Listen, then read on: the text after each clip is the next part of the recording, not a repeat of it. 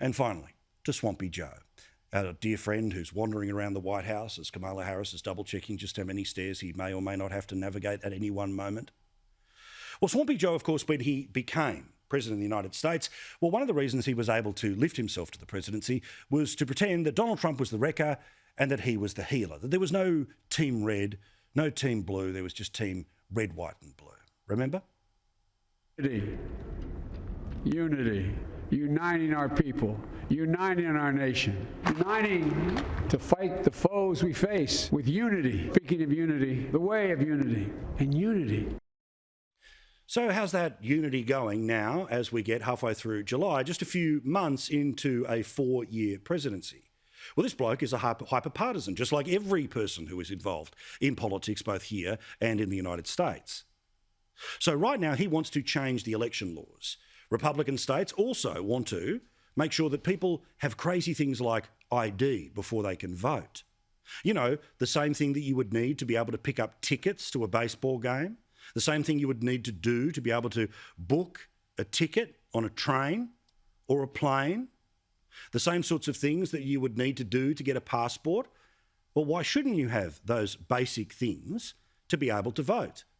Well, no, he's not getting his way. So the man who's all about unity is now saying this about the political opponents who won't give him everything he wants.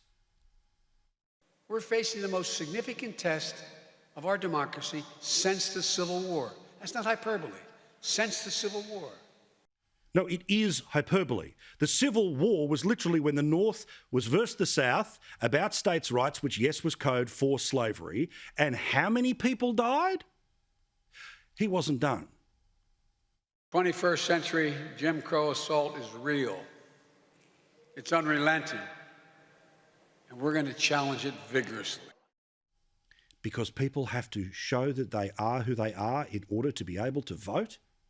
Because the consequences of a vote is who gets to run their city, their state, or their country?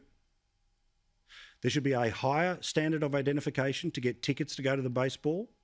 There should be a higher standard of identification to be able to book a plane flight. How's that unity going, Joe? Unity, uniting our people, uniting our nation, uniting to fight the foes we face with unity. Speaking of unity, the way of unity and unity. Greg Gutfeld on Fox said it even better than I just did. Joe said today just upsets me. I mean, he is a pathological, shameless liar. He ran on being a unifier. And all he does is bank on racial discontent, right? He's like comparing this bill to the KKK and to Jim Crow. It's like all he does is foment racial conflict.